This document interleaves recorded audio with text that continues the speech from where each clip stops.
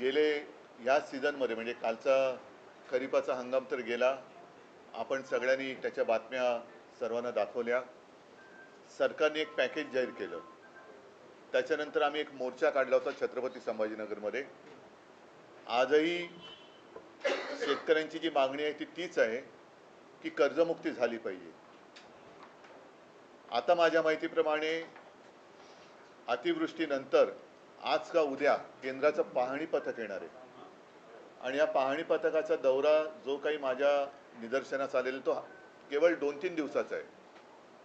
2-3 दिवसामध्ये एवढ्या मोठ्या मराठवाड्याचा दौरा आणि संपूर्ण महाराष्ट्राचा हे केंद्रीय पथक करणार कसा, कुठे नेमकं जाणार आणि त्याच्यानंतर त्यांना नुकसानीचा अंदाज आल्यानंतर ते प्रस्ताव कधी पाठवणार. मुळामध्ये पंतप्रधान जे बोलले होते आपल्या मुख्यमंत्र्यांना की तुम्ही प्रस्ताव पाठवा, मला नाही वाटत अजून राज्य सरकारकडनं कोणताही प्रस्ताव केंद्राकडे गेलेला आहे. हे थोडं आहे म्हणूनच आज सुद्धा जी बातमी आलेली आहे की पीक विम्याच्या नुकसान भरपाईपायी अवघे 2 रुपये आणि काही पैसे हे आपल्या ठाणे पालघर जिल्ह्यातल्या शेतकऱ्याला मिळालेले आहेत. म्हणजे ही थट्टा चाललेली आहे.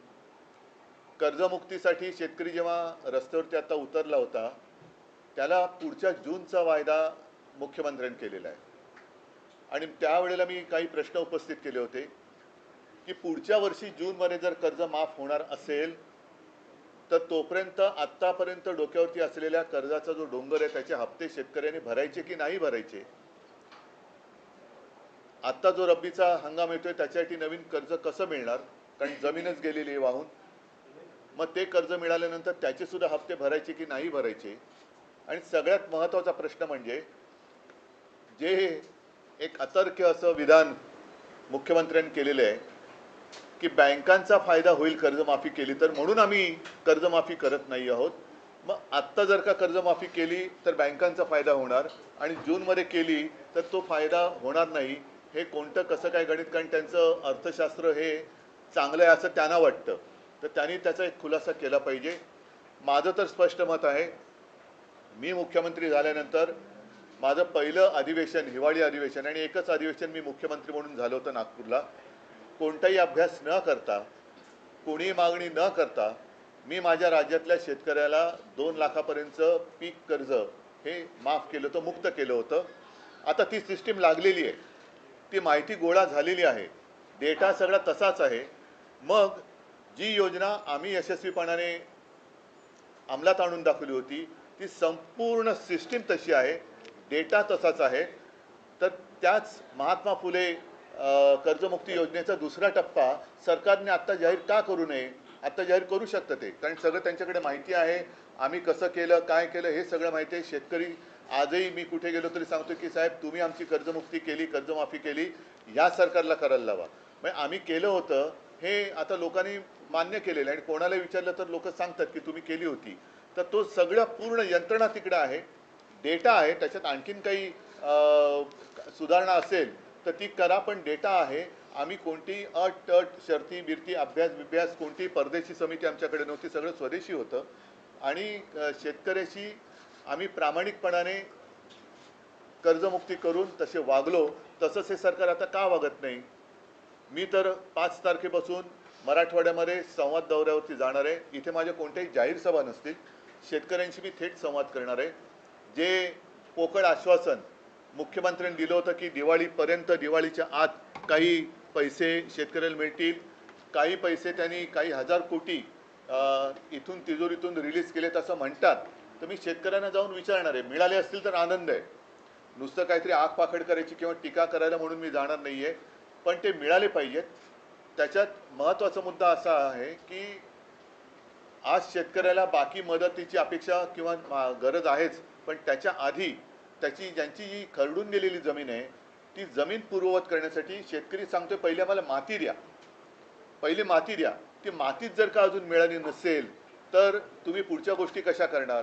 आणि दर हेक्टरी 50,000 रुपये हे शेतकऱ्याची मागणी आहे. त्याचप्रमाणे कर्जमुक्ती झाली पाहिजे ही शेतकऱ्याची मागणी आहे. इतर बाकी अनेक गोष्टी आहेत. मी शेतकऱ्यांना जाऊन भेटणार आहे आणि शेतकऱ्यांना विचारणार आहे की जे पॅकेज जाहीर केलं होतं त्यातलं तरी किती आलेलं आहे. कारण खरडून गेलेल्या जमिनीला 3 का 3.5 लाख रुपये मनरेगातून देणार होते. आम्ही मोर्चा काढला होता. त्या मोर्चात मी मागणी केली होती की दिवाळीपूर्वी त्या 3 लाखातले पहिले 1 लाख रुपये तरी शेतकऱ्याच्या खात्यामध्ये टाका, मग पुढचे नंतर तुम्ही देत राहा. मग तुम्ही नोव्हेंबरमध्ये द्या, डिसेंबरमध्ये द्या, असे द्या, पण पहिले 1 लाख रुपये तर द्या. तर तेही दिलेत असं मला काय वाटत नाही. तर नेमकं सरकार काय करणार आहे आणि शेतकऱ्याच्या हातात आत्तापर्यंतच्या घोषित झालेल्या पॅकेजपैकी काय मिळालेलं आहे? गाई म्हशी मिळालेल्या आहेत का, शेळ्या मिळालेल्या आहेत का, कोंबड्या मिळालेल्या आहेत का, इतर पैसे मिळाले आहेत का, मग त्याच्यानंतर रब्बीचा हंगाम येतोय, त्याचं कर्ज कसं मिळणार, त्याचं बी बियाणं वगैरे वगैरे, या सगळ्या गोष्टी याची चर्चा करण्यासाठी मी मराठवाड्यात जाणार आहे.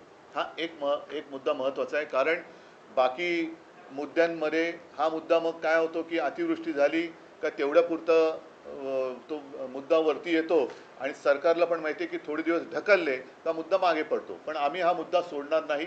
शेतकऱ्याला कर्जमुक्त करावंच लागेल. शेतकऱ्याचं जे आयुष्य उद्ध्वस्त झालेलं आहे ते आयुष्य पूर्ववत करण्यासाठी शिवसेना पूर्ण ताकदीनिशी शेतकऱ्याच्या सोबत आहे आणि त्याच्यासाठी मी पुन्हा एकदा मराठवाड्यात जातोय. हा एक महत्त्वाचा विषय झाला. दुसरा, मतचोरीचा जो मुद्दा आहे, परवा प्रचंड मोर्चा म्हणजे संयुक्त महाराष्ट्राच्या चळवळीनंतर जवळपास सगळे राजकीय पक्ष पहिल्या प्रथम महाराष्ट्रामध्ये एकवटले आणि त्यांनी सरकारला किंवा निवडणूक आयोगाला जाब विचारलेला आहे.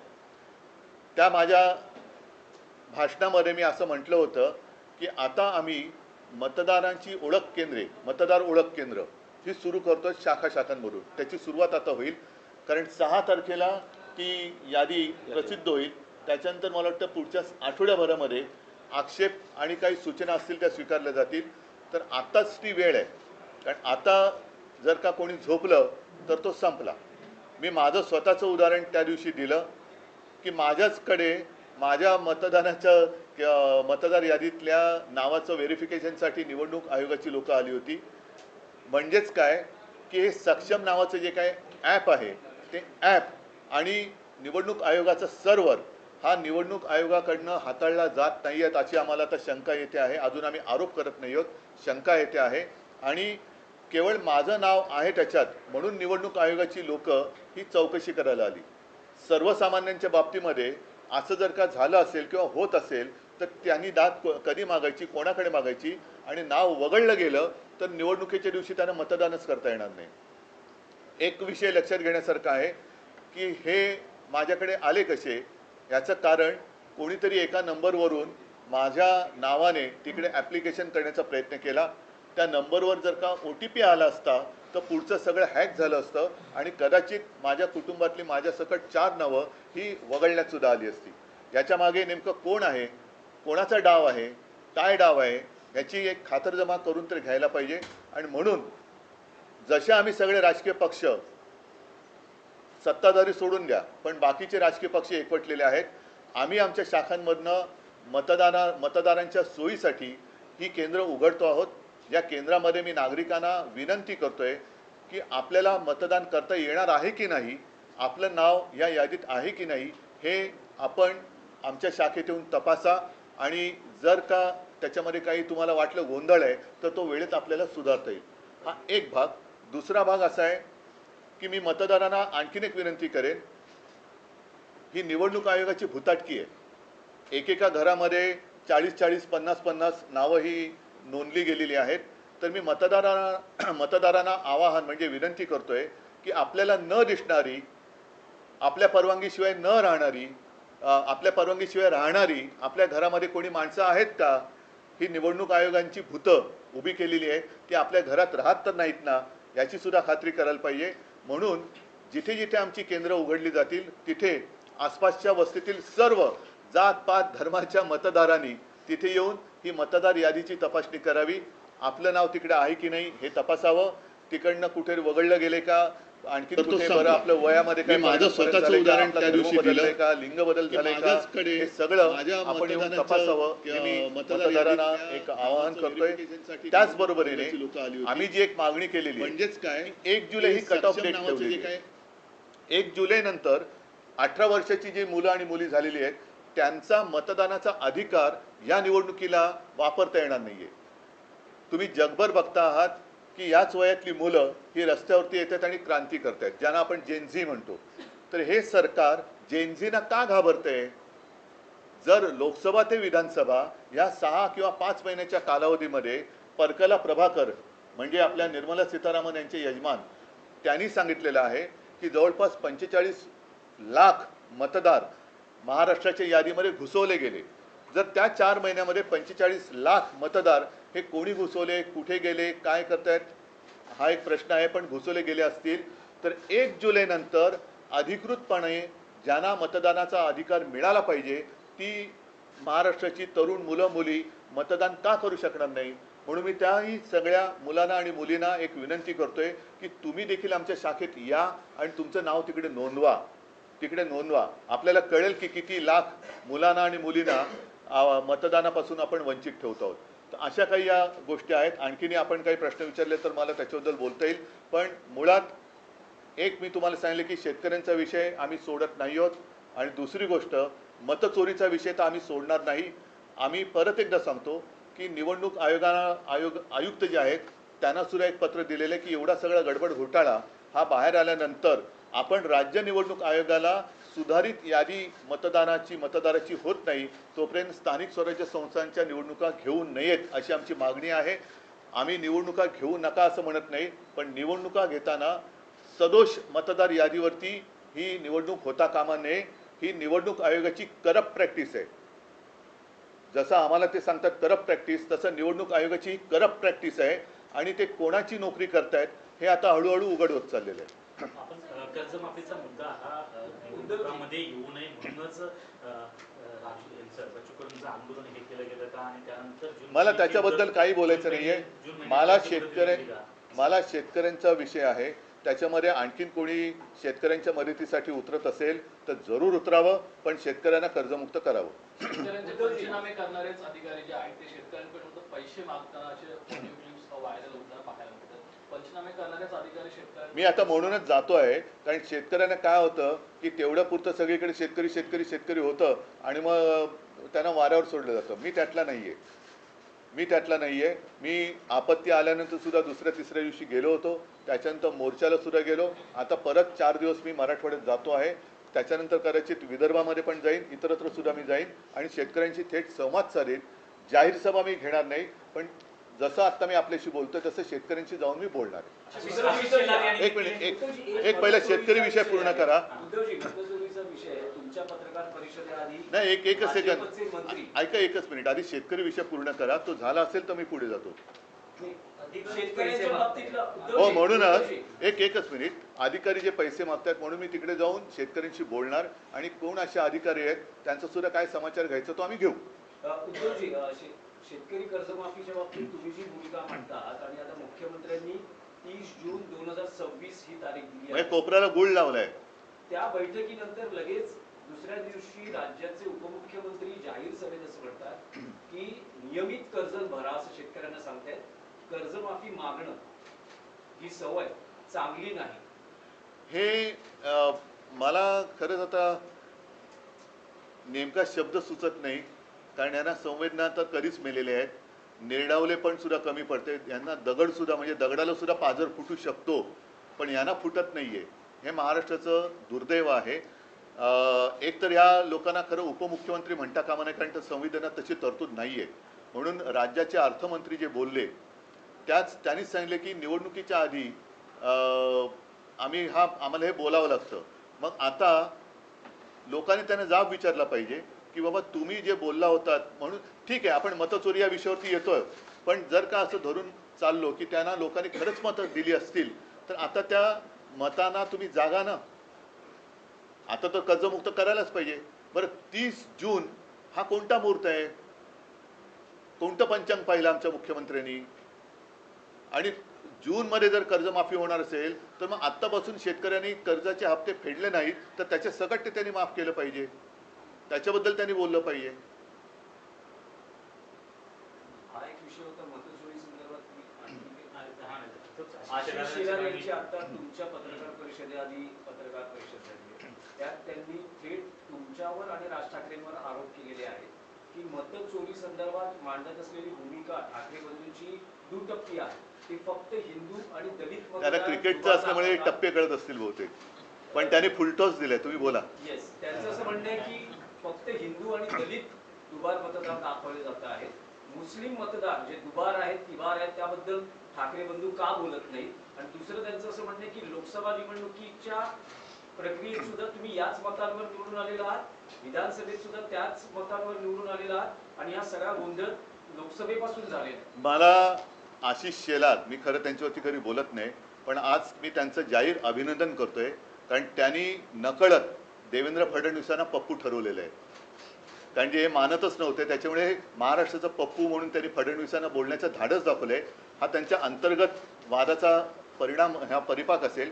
कारण आशिष शेलारनी पत्रकार परिषद घेतली, ती सुद्धा अशा मुहूर्तावरती घेतली की काल कदाचित रात्री उशिरा किंवा आज सकाळी आपल्या राज्याचे मुख्यमंत्री बिहारमध्ये घसा कोरडा करून येणार होते. ते घसा कोरडा करून आल्यानंतर आता त्यांनी हे अमृत पाजलं की काय आरोपाचं किंवा माहितीचं, हे काय कळत नाही. पण याचा अर्थ सरळ आहे की आशिष शेलारनी सुद्धा हे सिद्ध केलेलं आहे की मतदार यादीमध्ये गोंधळ आहे. आणि आम्ही जेव्हा निवडणूक आयोगाकडे मागणी करतो तेव्हा आमचं एक वाक्य असं दाखवा की तुम्ही या मतांमध्येच सुधारणा करा. आम्ही पूर्ण मतदार यादीमध्ये सुधारणा मागतो आहोत त्याच्यामध्ये. आणि दुसरी गोष्ट काय की कदाचित त्यांची उठबस तिथे असल्यामुळे त्याने ती नावं मिळाली असतील. आमची उठबस तिकडे कमी आहे म्हणून आम्हाला ही नावं मिळाली असतील. त्याच्यामुळे आम्ही जी मागणी केलेली आहे ती संपूर्ण मतदार यादी सदोष आहे आणि ती सुधारणा होत नाही तोपर्यंत निवडणुका घेऊ नका, ही आमची मागणी आहे. पण आशिष शेलार यांचं धाडस हे कौतुकास्पद आहे. नाहीतर साधारणतः आपल्या नेत्याच्या विरोधात बोलण्याचं धाडस हे आता भाजपवाल्यांच्या अंगात राहिलेलं नाही. हा आरोप थेट त्यांनी मोदी शहांसकट सगळ्यांवरती केलेले, कारण लोकसभेपासूनचा त्यांनी घोटाळा काढलाय. म्हणजे इतरत्र ते जे जिंकलेत मोदी शहा, अगदी वाराणसी बिराणसी, त्या दिवशी संजय राऊत यांनी काढलं ते सगळं. तर म्हणजेच काय की सगळा घोटाळा त्यांनी केलेला आहे. आणि दुसरा महत्त्वाचा, सरकार तुमचं असताना विरोधक घोटाळे करतात म्हणजे तुम्ही सरकार चालवायला नालायक आहात. म्हणजे सरकार चालवायला तुम्ही नालायक आहात. तर हे सगळं एका दगडात आशिष शेलारांनी अनेक पक्षी मारलेले आहेत. त्याच्याबद्दल मी त्यांचं कौतुक करतोय. या माध्यमातून हिंदू मुस्लिम करण्याचा एक प्रयत्न होतोय का? नाही, तो त्यांचा केविल होण्याचा प्रयत्न आहे. जेव्हा आम्ही अख्ख्या यादीमध्ये सुधारणा करा मागतोय त्याच्यामध्ये हिंदू, मुस्लिम, शीख, इसाई सगळे आलेले आहेत. आणि आम्ही त्या दिवशी जी काय उदाहरणं दिली त्याच्यामध्ये एक तर उदाहरण आहे की वडील हिंदू, मुलगा मुस्लिम वगैरे ते आहे ना, हे सगळे आहे. म्हणजे इथलंच आहे, वडिलांचे नाव गोविंद शंकर माने, मुलाचं नाव दिलशाद नौशाद खान, हे आम्ही दिलेलं आहे ना. आता ह्याच्यामध्ये दोन्ही आले, हिंदू पण आले आणि मुसलमान पण आले. पण परत आशिष शेलार यांचं मी कौतुक करतो की काहीतरी नक्की बिनसलेलं आहे आणि त्यांनी देवेंद्र फडणवीसांना पप्पू ठरवून दाखवलेलं आहे, ते प्रमाण दाखवलेलं आहे. म्हणजे आमच्या आरोपांना जर का किंमत नसेल तर किमान आशिष शेलारनी जी माहिती दिली त्याला तरी जागा. मी परत त्यांचं कौतुक करतो. देवेंद्र फडणवीस सारखं म्हणतात की 2012लाच आपण मतदार याद्यांचं पुनर्निरीक्षण करा, पुनर्रचना करा, ही आपली न्यायालयात याचिका आहे. आणि तेव्हापासून आपण वारंवार मागणी करतो. आशिष शेलारांनी ते आज म्हटलेलं आहे. होत का नाहीये? आम्ही सतत मागणी करतो. असं कुठे माझ्या तरी ऐकवत आलेलं नाहीये. त्यांचा जसा आम्ही मोर्चा काढला तसा त्यांचा कुठलाही मोर्चा मी बघितलेला नाहीये. ते कधी निवडणूक आयुक्तांना जाऊन भेटलेत असंही आम्ही बघितलेलं नाहीये. ज्याप्रमाणे आम्ही चोकलिंगम साहेबांना भेटलो, वाघमारे साहेबांना भेटलो, तसे ते कुठे भेटलेले नाही आहेत.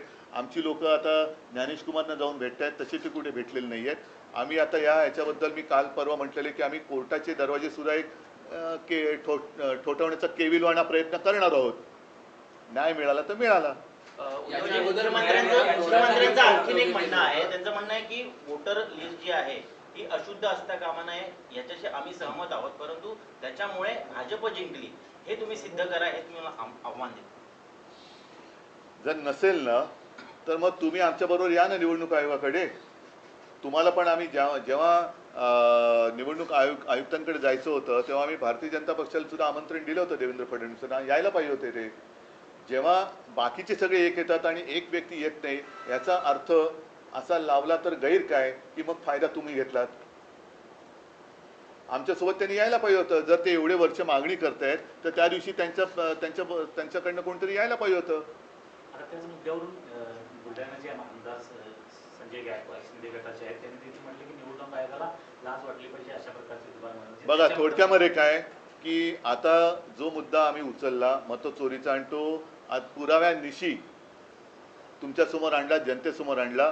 आता पहिला मुद्दा परत मी सांगतो की सर्व नागरिकांनी जाग आता आलेली आहे. आता झोपता कामा नये, कारण आपल्याला सरकार निवडण्याचा अधिकार आहे. आता सरकार मतदार निवडायला लागलेलं आहे, हे घातक आहे. म्हणजे जसं टांझानियामध्ये 98% म्हणजे 98% मतं हे तिथल्या अध्यक्षांना मिळाली आणि 2% जी जनता रस्त्यावर उतरली ती केवढ्या मोठ्या संख्येने उतरली.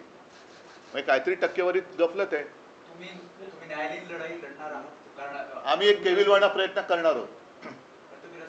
म्हणजे आम्ही कुठेही कायदा हातात घेतला वगैरे वगैरे वगैरे, कारण हे परत मग शहरी नक्षलवाद, आता हे दुबार मतदार यादी किंवा सदोष मतदार यादीवरती जे निवडणूक लादतायत हे खरे नक्षलवादी आहेत.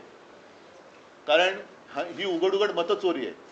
जे मतचोरी करून निवडणूक लढतायत आणि जिंकण्याचा प्रयत्न करतात ते नक्षलवादी आहेत. सर्व पक्ष मिळून तुम्ही हा निर्णय घेतलाय कारण हो, महाविकास आघाडी म्हणून आम्ही निर्णय आणि सगळेच म्हणजे त्याच्यामध्ये राज पण आहेत, बाकीचे आहेत, शेका पक्ष, कम्युनिस्ट त्या दिवशी मोर्चात जेवढे सगळे होते त्या सगळ्यांनी. आणि आम्हाला असं वाटतं की जर भाजपला पण आता हे पटलं असेल तर भाजपने सुद्धा यावं आमच्या बरोबर कोर्टामध्ये. परंतु आता 6 तारखेला आम्ही पाठवतो सही करायला, का वाटेल. 6 तारखेला नाही नाही, ऐका एक मिनिट, एकदा मला स्पष्ट करू द्या. आम्ही कोर्टात जे जातो आहोत त्याच्यात आता हे आशिष शेलारनी पुराव्यानिशी दिलेलं आहे. म्हणजे आशिष शेलारनी देवेंद्रांची तर वाजवलीच आहे, ते सोडून द्या. पण त्यांना जर काही पटलं असेल तर त्यांनी सुद्धा आम्ही जे काही कोर्टात जातो त्याच्यामध्ये भाजपाने सुद्धा यावं आमच्याबरोबर कोर्टात. हे माझं त्यांना जाहीर आमंत्रण आहे. मग त्याच्यामध्ये तुम्ही काय हिंदू मुस्लिम आणखीन कोण असतील तुमच्या लेखी ते सगळे काढा. आपण संपूर्ण यादीमध्ये आम्ही सुधारणा मागतो आहोत. उद्धवजी, तुम्ही आणि राज ठाकरे दोघंही एक विधान करतात की बोगस मतदार कोणी दिसला तर त्याला बळवा किंवा थोडवा किंवा मार. तर अशा वेळेस यावेळेस निवडणूक प्रक्रियेत किंवा मतदानाच्या दिवशी मतदान केंद्रावर प्रचंड गोंधळ किंवा कायदा सुव्यवस्थेची परिस्थिती निर्माण होऊ शकते. अभूतपूर्व पण ती नाही झाली, म्हणजे ती व्हावी अशी आमची इच्छा नाहीये. म्हणून बोगस मतदारांनी मतदानाला याचं धाडस करूच नये. कारण आता आम्ही नावानिशी आणि पत्त्यानिशी सगळीकडे चेकिंग करतो. अगदी माझं तर म्हणणं आहे की जिथे मतदार याद्या साधारणतः 1200ची यादी आहे त्या याद्या, जसं आता माझी कलानगरची यादी असेल तर कलानगरच्या गेटवरती ती यादी लागली पाहिजे. टॉवर्स असेल तर टॉवरच्या गेटवरती ती यादी लागली पाहिजे आणि टॉवर्समधल्या सोसायटीमधल्या सगळ्यांनी ती यादी येऊन आपली नावं त्याच्यात आहेत की नाही, आपल्या यादीत दुसरं कोणी घुसलंय का, हे सुद्धा नागरिकांनी पण आता बघितलं पाहिजे. तर या देशात लोकशाही टिकेल. प्रश्न आहे की 12 नोव्हेंबर नाही, आता एक उदाहरण त्या दिवशी आदित्यने दिलं, घसीटाराम हलवाई जे दुकानच कधी तोडलेलं आहे तर दुकानाच्या नावावरती 30 का 48 नावं मतदार म्हणून रजिस्टर झाली, जे दुकानच अस्तित्वात नाही. आता अशी जर का लोक येऊन मतदान करायला लागली तर तुम्ही कसं काय तुमची लोकशाही जिवंत ठेवणार. उद्धव जी से हिंदी में जानना चाहेंगे, वोट जिहाद का आरोप आशीष शेलार लगा रहे हैं. उनका कहना है कि मुस्लिम कह रहे हैं, लेकिन मुस्लिम दलित और हिंदू वोटों मैं पहले तो मैं उनका अभिनंदन करना चाहता हूँ, क्योंकि बीच में हमारे मुख्यमंत्री जी ने कहा था कि ये तो पप्पू, तो उन्होंने अपने मुख्यमंत्री जी को ही पप्पू कैसे है वो आज साबित कर दिया. और किसी ने तो हिम्मत दिखाई. आशीष शेलार को मैं धन्यवाद देना चाहता हूँ. हिम्मत दिखाई है उन्होंने. जो उनका सब कारोबार चला हुआ है वो चोरी का मामला है. वोट चोरी कर उन्होंने सरकार बनाई है और वो उन्होंने आज सबके सामने लाया है. और हमारी जो मांग है, हमने ऐसे कभी नहीं कहा कि सिर्फ इनके जो वोट है ये काटो और इनके वोट रखो. हमने तो पूरी जो लिस्ट है उसमें सुधार करने की आवश्यकता है और यही मांग लेके हम आगे जा रहे हैं. तो कभी हमने उसमें धर्म की बात नहीं की, हमने बोगस वोटर की बात की है. लेकिन इसके बावजूद मैं आशीष शेलार जी का अभिनंदन करना चाहता हूँ कि उन्होंने एक हिम्मत दिखाई है अपने शीर्ष नेतृत्व के खिलाफ सबके सामने बात करने की. इसलिए मैं उनको धन्यवाद देना चाहता हूँ। अगर वो चाहते हैं तो हमारे साथ, हम जब अदालत में जा रहे हैं तो आशीष शेलार भी हमारे साथ आएंगे, तो हम उनका स्वागत करेंगे। उद्धव जी, अजीत पवार जी ने किसानों के मुद्दे पर कहा है कि कर्ज माफी जो है चुनाव के मौसम में की गई थी, लेकिन अब जो है उसे कर्ज माफी की आदत जो है वो ठीक नहीं है किसानों के लिए, और अपना वादा जो चुनावी वादा वो पूरा नहीं ये क्या कहूँ मैं उनके लिए, इतनी गंदी सरकार, गिरी हुई सरकार मैंने देखी नहीं थी। एक तो झूठ बोला उस वक्त, अब वोट चोरी का भी मामला सामने आया है। ये चोरी करके उन्होंने सरकार बनाई है, और लोगों को जो कहा गया था कि हम आने के बाद हम कर्जा मुक्ति करेंगे, मुख्यमंत्री जो आज के मुख्यमंत्री है उनका बयान है सबके सामने, आप ही के माध्यम से हमने देखा है। तो उन्होंने कर्जा जो काश्तकार है उनकी कर्जा मुक्ति वो तो होनी ही चाहिए, और इसलिए मैं स्वयं जा रहा हूँ आने वाले 5 तारीख से लेकर 8 तारीख तक, कि जो भी पैकेज सरकार ने डिक्लेयर किया था उनमें से कितना लाभ प्रत्यक्ष रूप में हमारे जो काश्तकार है उनको हुआ है। तो शनिवार को जो आंदोलन हुआ, उस आंदोलन में कांग्रेस के प्रदेश के मुखिया, शनिवार को जो आंदोलन हुआ उसमें कांग्रेस के प्रदेश के मुखिया हो या तो मुंबई अध्यक्ष वर्षा गायकवाड़ वो शामिल नहीं हुए। अब सत्ताधारी कह रहे हैं कि कांग्रेस दिल से नहीं चाहता कि मन से आपके साथ और एमबीए में आए। इसलिए मैं फिर से आशीष शेलार का अभिनंदन करना चाहता हूं, क्योंकि एक तो कोई हिम्मत वाला है जो अपने नेतृत्व के खिलाफ बातें कर रहा है, तो उन्होंने अपने अंदरूनी जो बात है उसके ऊपर ध्यान देना चाहिए कि ऐसे लोग ज़्यादा देर तक आप उनको दबा नहीं सकते। एक परिसीमा होती है, अन्याय की भी परिसीमा होती है। तो शायद शेलार जी के ऊपर बहुत सारा अन्याय हुआ है, इसलिए वो बोल रहे हैं, और उन्होंने देवेंद्र जी को ही पप्पू ठहरा है, तो उसके लिए उनको मैं धन्यवाद देता हूँ। तो आप पूरे महाराष्ट्र में पप्पू कौन है वो आशीष शेलार ने बताया। एक मराठी प्रश्न की 12 तारखेला पुन्हा सुप्रीम कोर्टात चिन्ह आणि पक्ष कोणाचा याबद्दल सुनावणी आहे, त्याआधी राज्यातले भाजपचे चंद्रकांत पाटील नाही, पण एक गोष्ट आणखीन एक नाही, एकच सेकंद नाही, एक मला पूर्ण करू द्या, की मला एक गोष्ट कळत नाही की आम्ही जे म्हणतोय की निवडणूक आयोग हा भाजपचा नोकर आहे, कारण आम्ही निवडणूक आयोगाला जे प्रश्न विचारतोय त्याचं उत्तर त्यांचे मालक का देत आहेत? त्यावर त्यांनी स्पष्टता केली आहे। आशिष शेलार म्हणतात की मी निवडणूक प्रतिनिधी म्हणून नाही बोलत आहे, पण जे मुद्दे उपस्थित हो, पण आम्ही त्यांना दिलेत ना, हे त्यांनी मग निवडणूक आयोगाने आम्हाला सांगायला पाहिजे, तुम्ही का बोलताय?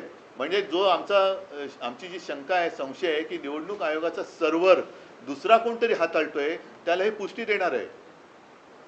तो प्रश्न कंटिन्यू असा आहे की चंद्रकांत पाटील असं दोनदा म्हणाले आतापर्यंत बॅक टू बॅक, असं ट्रम्प किती वेळा म्हणालेत की मी भारत पाकचं युद्ध थांबवलंय? नाही, पण त्यांचं आताचं जे विधान आहे त्यावर त्यांचं असं म्हणणं आहे की काँग्रेस पक्ष हा गांधी कुटुंबाचा आहे, शरद पवारांचा राष्ट्रवादी काँग्रेस पक्ष आहे, शिवसेना ही बाळासाहेबांची आणि त्यानंतर उद्धव ठाकरेंची आहे, आणि मनसे हा राज ठाकरेंचा आहे। त्याबद्दल तुम्ही चंद्रकांत पाटलांचे आभार मानावे। खूप हे त्यांनी म्हणजे आता मी बोललो ना की हा अन्याय सोसण्याची एक ताकद असते, ती संपली का लोक उठाव करतात। जसं आज आशिष शेलारने केले तसं चंद्रकांत दादांनी केलेलं आहे, म्हणून मी त्यांना धन्यवाद देतो। आणि शिवसेनेचं नाव हे दुसऱ्या कोणालाही देण्याचा अधिकार कोणालाही नाही, निवडणूक आयुक्ताला सुद्धा नाही, म्हणून मी पहिल्या निवडणूक आयोगाने धोंड्या म्हटलं होतं। आता जर ते पुन्हा करते असेल तर या आयुक्तांना मी गोट्या म्हणेन। उद्धव जी, राज्य में 2 बड़ा मुद्दा है इस वक्त, किसानों का और वोट चोरी का, और इस बीच में महाराष्ट्र सरकार ने राष्ट्रगीत के 150 वर्ष पूरे होने पर जो है तमाम स्कूलों में राष्ट्रगीत जो वंदे मातरम है वो उसकी प्रदर्शनी लगवाई है। और क्या ये तमाम मैं तो पहले 2 मुद्दे पर बात करना चाहता हूँ। एक मुद्दे ये क्या करते हैं कि अगर कुछ बातें उनके गले तक आती है तो वो गुमराह करते, फिर देशभक्ति आती है। ये देश के आज़ादी का जो संग्राम हुआ था उसमें ये कोई नहीं थे, इसलिए मैंने परसों के मेरे भाषण में कहा था कि ये स्वयं घोषित देशभक्त है जो झूठे हैं, ही स्वयं घोषित देशभक्तांची बोगस टोळी आहे ही। उद्धवजी तुमची मनसे सोबतची युती अधिकृतपणे कधी जाहीर करतात? कारण तुम्ही व्यासपीठावर तर बोलतात एकत्र आलो आहोत, एकत्र राहणार आहोत, मराठी माणसासाठी एकत्र आलेलो आहोत वगैरे वगैरे, पण ऑफिशियल युती कधी घोषित होते? जेव्हा जाहीर होईल तेव्हा। निवडणुका 6 तारखेला थांबा ना, पण येऊ द्या ना सगळ्या गोष्टी। आता पहिला मुद्दा महत्त्वाचा असा आहे की ह्या सदोष याद्या घेऊन आता या याद्यांमध्ये एवढा घोटाळा आहे, भ्रष्टाचार आहे, गोंधळ आहे, सर्व पक्षांनी मान्य केलेलं आहे। आता हे सगळ्या पक्षांना पटलेलं आहे, तरी निवडणूक आयोगाच्या बोकांडी जाऊन बसलं पाहिजे आणि त्यांना सांगायला पाहिजे की आम्ही निवडणुकीला आम्ही तयार आहोत, तुमची तयारी झालेली नाही आहे. कारण 31 जानेवारी ही सर्वोच्च न्यायालयाने जी तारीख दिलेली त्याच्या आत या जर का याद्या सुधारल्या तर निवडणुका घ्यायला पाहिजेत. सर्वोच्च न्यायालय कधी असं सांगणार नाही की वाटेल ते करा, खोटं तर खोटं, बोगस तर बोगस, दुबार तर दुबार, तुम्ही निवडणुका घ्या, असा सर्वोच्च न्यायालयाचा आदेश नाही आहे. त्याच्यामुळे या सगळ्या गोष्टी आमच्या गोष्टी ज्या आहेत त्या चालू आहेत. पहिलं लोकांना जागरूक करणं, जाग आणणं हे आमचं कर्तव्य आहे आणि ते आम्ही करतो. उद्धव जी, एक अलग सवाल, वुमेन्स क्रिकेट टीम ने पहली बार वर्ल्ड कप जीता है, उनके लिए कुछ बताइए. क्या कहो, बहुत गर्व की बात है. और कल मैं बीच में देख रहा था टीवी पर और पूरा स्टेडियम, मुझे नहीं लगता है कि इससे पहले कभी इतनी भीड़ वुमेन्स क्रिकेट के लिए हुई थी. और मैं देख रहा था वो जो अपनी सारी लड़कियां हैं क्रिकेटर्स है, क्या खेल रही थी. बहुत ही बढ़िया प्रदर्शन रहा और सबका मैं अभिनंदन करता हूँ. अच्छा की आपने बात ये छेडी. सगळ्यांचं काल आपण महिला क्रिकेट चषक वर्ल्ड कप जिंकलो, मला वाटतं पहिला प्रथम जिंकलो. सगळ्या आपल्या महिला क्रिकेटपटूंचं मी मनापासून अभिनंदन करतो. कारण मध्ये मध्ये मी टी व्ही लावून बघत होतो, पहिल्या प्रथम एवढी गर्दी ही महिला क्रिकेटच्या वर्ल्ड कपला कदाचित झाली असेल.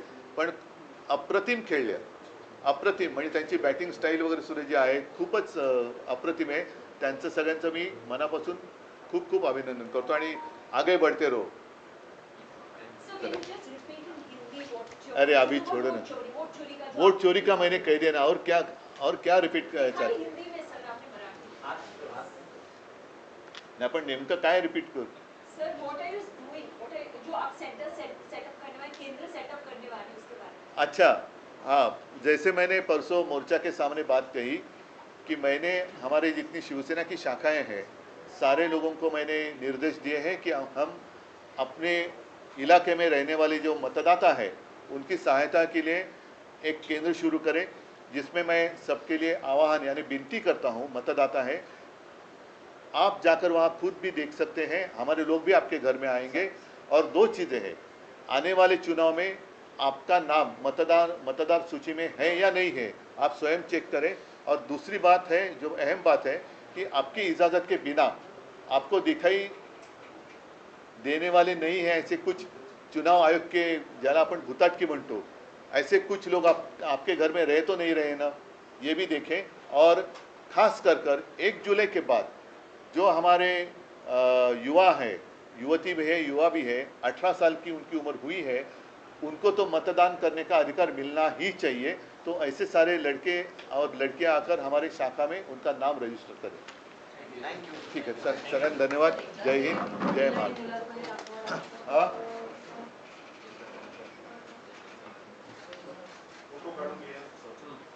अरे माझं पण आहे.